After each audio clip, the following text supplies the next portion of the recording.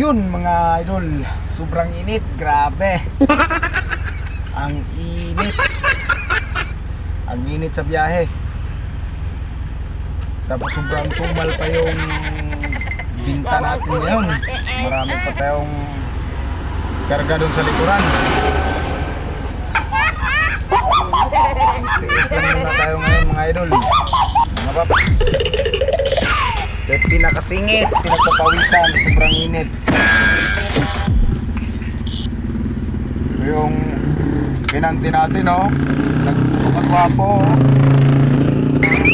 Kaya mamrikit ito sa likodar. Kasi nga makabig natin buwan.